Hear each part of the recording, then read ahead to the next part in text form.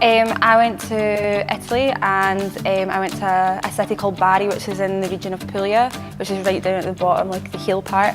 And I chose there because I'd never been to Italy before. And I kind of wanted to go somewhere that wasn't tourist driven, because I thought that if I went to Rome or Milan, I would just be surrounded by English speakers and you know, you'd be having tourists coming up to you being like, oh, you know, speaking to you in English. And I wanted somewhere as well that was by the beach, by the sea, that would have more sun more than anything. Just kind of wanted more authentic and a more authentic experience. God, I don't even know. There's so many things. Probably number one thing would be travelling, like having the opportunity to travel. Like where I was, like Bari it's quite a small city in comparison to what you think Italian cities are actually like. And I got to travel around the region a lot and go see all these like different wee places. Like I went to like an olive tree farm and got to like see how olive oil was made and stuff. Like random little things that you would never think you would actually enjoy doing. And then I actually managed to do like all the big like landmarks in Italy as well. And then because I had friends in other countries, like you have the flexibility to go travel all these places. I went to France a couple of times to places that I would never pick going. Like, you know, it wasn't like I went to Paris, I was in like these little French countryside towns that were really good. And I think the other thing as well, like I really enjoyed my job as well. Like I only had 2 classes when I was teaching, and they were just like absolute angels most of the time.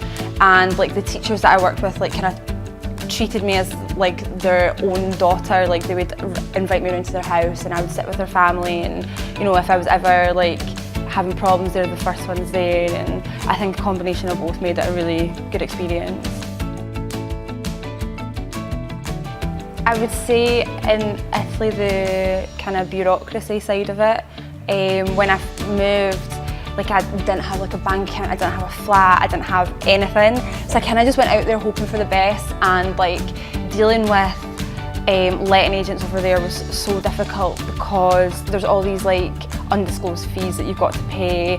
And then it was things like trying to get like the equivalent of like your national insurance number. You need an address and you need all these other documents, but to get these documents you've got to go to another office, but these offices are only open from like 10 till about midday, and you can only go on like a Wednesday. And I found that really difficult. And the thing as well, like all the people that you speak to, like you have to use the formal. You're obviously very polite, but I found that really difficult because they were also using the formal with me, and I just found it really difficult. And there was a lot of like technical jargon that you don't know. I would say that was probably the most difficult thing. And then I would say probably coming back to uni after a year of like, yes, you were working but you weren't studying as hard. I think trying to like adapt back to coming to uni and actually studying was very difficult this year. I would say challenging, amazing, and food.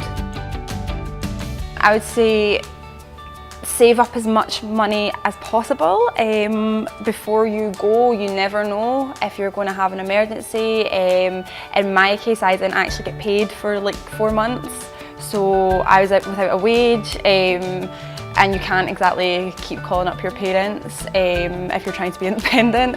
But I would also say like just say yes to everything. Like one of the weirdest things was trying to make friends as well. Like you think you're like 21 and you don't need to make friends anymore, but you have to in these situations.